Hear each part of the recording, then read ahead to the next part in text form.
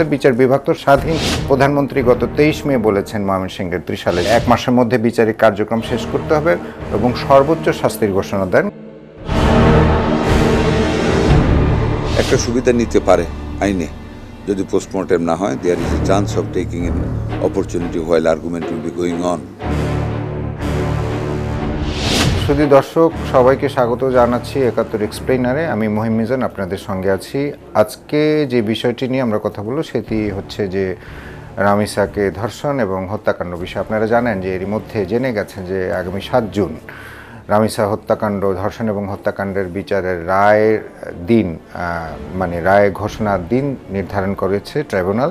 এবং সেই দিন যে সোহেল রানা এবং তার স্ত্রী স্বপ্না, তাদের দুজনের ভাগ্যে কী আছে সে বিষয়টি আদালত সেটি নিশ্চিতভাবে রায় ঘোষণার মাধ্যমে বলে দেবেন। এবং আমরা যেটি ধরেই নিতে পারি এবং মোটামুটি নিশ্চিতভাবে, যেহেতু আদালত রায় ঘোষণা করবেন, একজন বিচারক রায় ঘোষণা করবেন, সে তো অগ্রিম বলা উচিত নয় কন্টেন্ট অফ কোর্ট হয় কিনা। তারপরেও আমরা যে মামলার যে আলামত এবং মামলার যে ধারা বা মামলার যে গতি প্রকৃতি, তাতে আমরা বুঝতেই পারছি যে আর কিছু হোক আর না হোক সোহেল রানাকে হত্যাকাণ্ডের কারণে এবং ধর্ষণের কারণে তাকে মৃত্যুদণ্ড দেওয়া হবে এবং তার স্ত্রীকেও মৃত্যুদণ্ড দেওয়া হতে পারে বা যাবজ্জীবন কিছু একটা দেওয়া হতে পারে।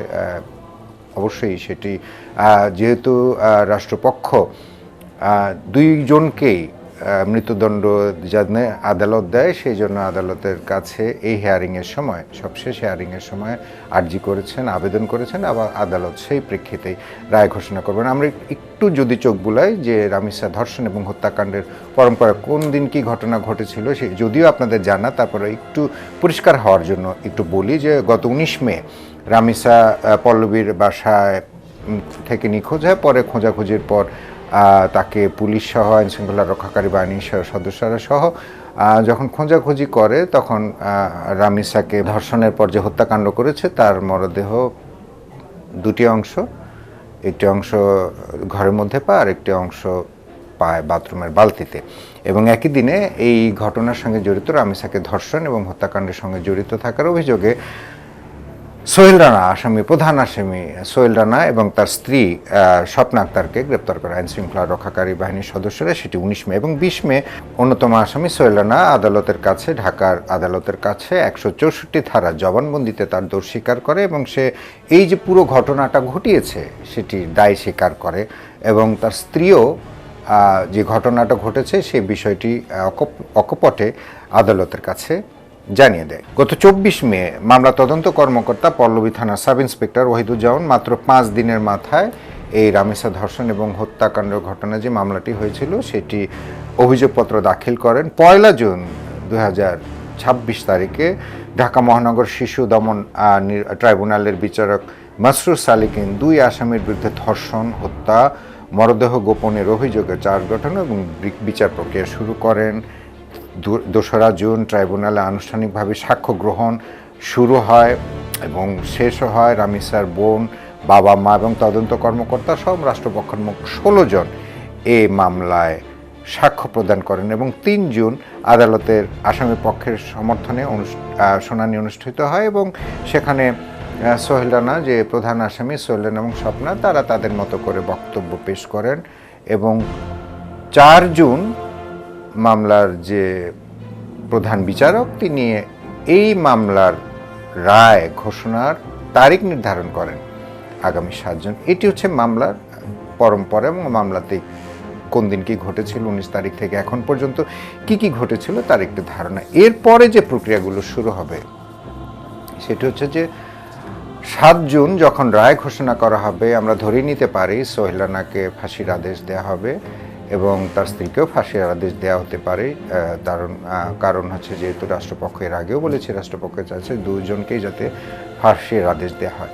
সেদিন যদি তাড়াহুড়ো করা হয়, এবং আমরা দেখেছি যে এই মামলা যত দ্রুত গতিতে এগিয়ে গিয়েছে, চাষির থেকে শুরু করে শুনানি, সাক্ষ্য গ্রহণ পর্যন্ত, সেহেতু আমরা যদি ধরেও নিই যে 7 জুন যখন মামলার রায় ঘোষণা হবে সেদিন সার্টিফাইড কপি আদালত, উচ্চ আদালত অর্থাৎ হাইকোর্ট ডিভিশনে পাঠিয়ে দেবেন এই যে ট্রাইব্যুনাল আদালত তিনি মামলা সার্টিফাইড কপি খুব দ্রুত মানে একদিনে যেদিন রায় ঘোষণা করা হয়েছে সেদিনও যদি অর্থাৎ আগামী 7 জুন সার্টিফাইড কপি পাঠিয়ে দেয় তাহলে সেটি সার্টিফাইড কপি পাঠিয়ে দেওয়া হবে হাইকোর্ট ডিভিশনে এবং অ্যাটর্নি জেনারেলের কাছে একটা কপি যাবে। অ্যাটর্নি জেনারেল আমি মামলার পরবর্তী প্রসিডিউরগুলো কি হবে সেটি প্রাথমিকভাবে একটু জানাচ্ছি ছোট আকারে। এবং অ্যাটর্নি জেনারেল পক্ষ থেকে মামলার যে হাইকোর্ট ডিভিশনের বিচারপতি এবং প্রধান বিচারপতিকে বলবো হাইকোর্ট ডিভিশনে যে আমাকে একটি বেঞ্চ দেন, যেহেতু এখানে ডেথ রেফারেন্স যে বেঞ্চ যেহেতু এখানে মামলাটির সার্টিফাইড কপি এসেছে সেহেতু ডেথ রেফারেন্সের একটা শুনানি করতে হবে। তখন প্রধান বিচারপতি ডেথ রেফারেন্স শুনানির জন্য একটি বেঞ্চ গঠন করে দেবেন এবং বেঞ্চ গঠন করবার পরে সেখানে এবং সেই প্রক্রিয়া হতে হতে হয়তো 2-3 দিন সময় লাগতে পারে বা যে কয়দিন সময় লাগে। এই ডেথ রেফারেন্স বেঞ্চ গঠন করবার পর সেখানেও কয় কার্য দিবস শুনানি করবে সেটিও একটি বিষয় যে কয় কার্য দিবসের মধ্যে শুনানিটি গঠন করা হবে। এর আগে যেটি বলেনি সেটি হচ্ছে যে যখনই অ্যাটর্নি জেনারেলের কাছে কপি যাবে সেহেতু মামলার পরবর্তী ডেথ রেফারেন্স শুনানির জন্য এই ঘটনার এফআইআর থেকে শুরু করে যে রায় ঘোষণা পর্যন্ত যেটি দ্রুত বিচার ট্রাইব্যুনালে গঠন করা হয় এই পুরো প্রক্রিয়া পুরো ঘটনাটিকে তুলে এনে একটি পেপার বুক করতে হবে এবং পেপার বুক তৈরি করে এই পেপার বুকটা এখন যতদিনই তৈরি করা হোক পেপার বুকটা তৈরি করতে হবে। পেপার বুক তৈরি করে অ্যাটর্নি জেনারেলের পক্ষ থেকে ডেথ রেফারেন্সের জন্য এক বিচারপতির কাছে একটি বেঞ্চ চাইবেন এবং এই পেপার বুক সহ তারপর বিচারপতির কাছে যে ডেথ রেফারেন্সের যে বেঞ্চ সে বেঞ্চের কাছে আসলে শুনানি কয় কার্য দিবস শুনানি গ্রহণ করবেন সেটি হচ্ছে যে সে বিচারকরা ভালো বলতে পারবেন হয়তো 2 হয়তো 3 হয়তো 4 এবং সেটি কন্টিনিউয়াসলি করবেন না 1-2 দিন গ্যাপ দিয়ে করবেন, সপ্তাহে 1 দিন করবেন না মাসে 1 দিন করবেন, সেটি কিন্তু টোটালি তাদের উপর নির্ভর করে। এবং এর পরবর্তীতে এই যখন ডেথ রেফারেন্সের শুনানিতেও যখন বিচারিক আদালতের রায় বহাল রাখবে এরপরে সেই ডেথ রেফারেন্সের শুনানির পুরো নথিটি চলে যাবে অটোমেটিকলি আপিলের ডিভিশনে এবং আপিলের ডিভিশনে যখন যাবে তখন আপিলের ডিভিশন আবার বলবেন যে ওই ডেথ রেফারেন্সের শুনানি বেঞ্চের যে শুনানি এইটা সহ এবং আগের পেপার বুক সহ আবার নতুন করে একটি পেপার বুক পুরো ঘটনাটা নিয়ে সেটি সংযুক্ত করে পুরো ঘটনাটা নিয়ে আবার পেপার বুক তৈরি করতে হবে, সেটি হচ্ছে আপিলের ডিভিশনে। এবং আপিলের ডিভিশনেও আবার যখন পেপার বুক তৈরি করা হবে তখন সেহেতু তৈরি করবার পরে আবার একটি বেঞ্চ গঠন করা হবে আপিলের ডিভিশনের বেঞ্চে। ওই বেঞ্চে শুনানি কতদিন কত কার্য দিবসে শুনানি গ্রহণ করা হবে সেটি হচ্ছে সেই আপিলের ডিভিশনের কাজ।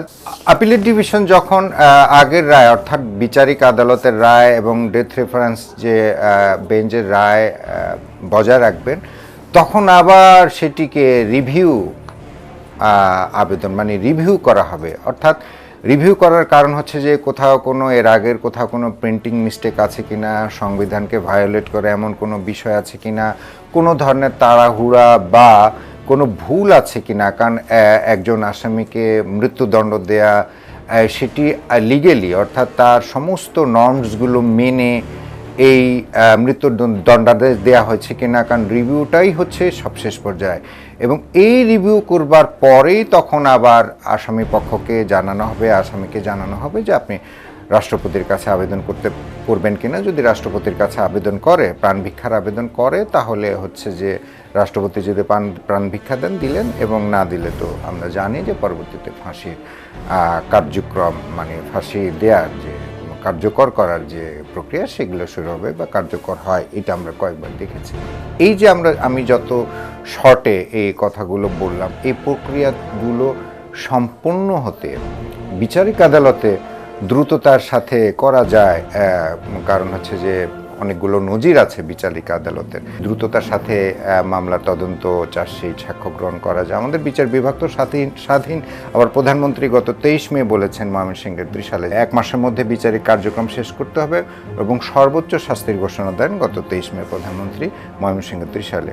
আমরা যদি একটু দেখি যে এক সময়ের অতি সম্প্রতিকালের এক সময়ের সেই সময়কার চরম আলোচিত কয়েকগুলো ঘটনার বিচারিক আদালতে খুব দ্রুততার সাথে শাস্তি দেওয়ার ঘটনায় যদি একটু আলোকপাত করে এবং মামলাগুলোর বর্তমান স্ট্যাটাসটা যদি একটু জানি। 2020 সালে 3 অক্টোবর আশ্রয়ণ প্রকল্পের 7 বছর বয়স এক পিতৃহীন শিশুকে বিস্কিট খাওয়ানোর প্রলোভন দেখিয়ে এটা ঘটনাটা হচ্ছে বাগেরহাটে আব্দুল মান্নান করে একজন তাকে ধর্ষণ করে এবং পরবর্তীতে সেই সময় ব্যাপক আলোড়ন তোলে সারা দেশ জুড়ে যেতে এই জাতীয় ঘটনা কী ঘটলো।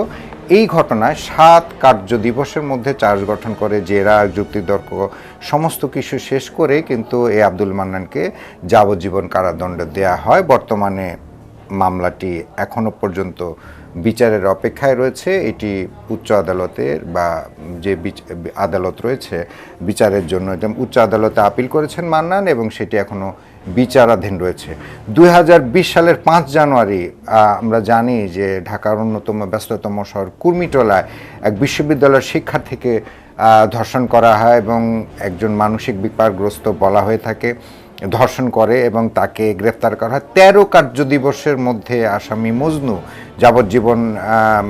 তাকে যাবজ্জীবনের সাজা দেওয়া হয় এবং বিচারিক আদালতে দেওয়া হয়। মজনু এখন কারাভোগ করছেন কিন্তু এই মামলাটি হাইকোর্টে এখনও বিচারাধীন রয়েছেন, যার চূড়ান্ত নিষ্পত্তি এখনও হয়নি। মান্নানেরটাও হয়নি, মজনুরটাও হয়নি। 2019 সালের 16 ডিসেম্বর খুলনা দৌলতপুরে 3য় শ্রেণীর শিশু শিক্ষার্থী হালেমাকে ধর্ষণ শেষে হত্যা করা হয়।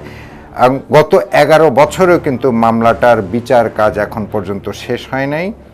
সেটি খুলনা নারী ও শিশু নির্যাতন দমন ট্রাইব্যুনালে এখনও পর্যন্ত বিচারাধীন রয়েছেন। যথাসময় সাক্ষী হাজির না হওয়ার কারণে মামলাটি বিলম্বিত হচ্ছে বলে সেখানকার মানবাধিকার যে সংস্থাগুলো সেগুলো জানিয়েছে গণমাধ্যমে বিভিন্ন সময়। 2013 সালের 18 জানুয়ারি টাঙ্গাইল জেলায় মুক্তিযোদ্ধা ফারুককে হত্যা করা হয়। সেই মামলায় কি এখনও 7 বছর পেরিয়ে গেছে, বিচার কাজ শেষ হয়নি। 2015 সালের 21 মে কুড়িল ফ্লাইওভারে এক তরুণীকে ধর্ষণের বিচার মামলা এখনও শেষ হয়নি। বগুড়ার শ্রমিক লীগ নেতা তুফান সরকার কর্তৃক কলেজ ছাত্রী ধর্ষণের ঘটনা ঘটে 2017 সালের 17 জুলাই।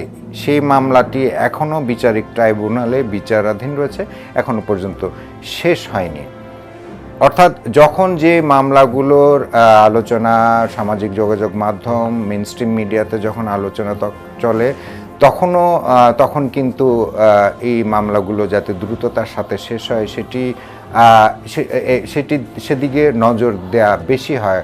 সম্প্রতি আরদিন হাসপাতালের যে স্বাস্থ্য মন্ত্রণালয়ের স্বাস্থ্য অধিদপ্তরের যে তদন্ত কমিটির তদন্ত প্রতিবেদন দাখিলের এককালে স্বাস্থ্যমন্ত্রী বলেছেন গণমাধ্যমের কাছে যে খুব দ্রুত করতে গিয়ে যে জিনিসটা হয়েছে সেই জিনিসটা হচ্ছে যে মামলায় যে পোস্টমর্টেম করা উচিত ছিল সেই পোস্টমর্টেম না করে শিশুদেরকে নিয়ে যাওয়ার অর্থাৎ যে নবজাতকদের মরদেহ সেগুলো নিয়ে যাওয়ার কারণে যদি দাফন করা হয়ে থাকে এই মামলা আসামি সুবিধা পেতে পারেন। এবং তিনি মনে করেন যে যেহেতু বিচারকরা আবেগের বশে শাস্তি প্রদান বা রায় ঘোষণা করেন না, তারপরেও এই বিষয়টা হয়তো তারা আদালত বিশেষভাবে নজর দেবেন। একটা সুবিধা নিতে পারে আইনে যদি পোস্টমর্টেম না হয়, there is a chance of taking in opportunity while argument will be going on. But এক্ষেত্রে দেখেন it's a very highly sensitive issue. জাজ থেকে শুরু করে সবাই জানে, যদিও আবেগতাড়িত হয়ে জাজ সাহেবরা রায় দেবেন না। অর্থাৎ সবার একটাই দুশ্চিন্তা, তাড়াহুড়ো করতে গিয়ে আসলে শেষ পর্যন্ত আসামি না আবার পরবর্তীতে উচ্চ আদালতে বিচারিক আদালতে না হোক উচ্চ আদালতে সে কোনো ধরনের সুবিধা পেয়ে যায়।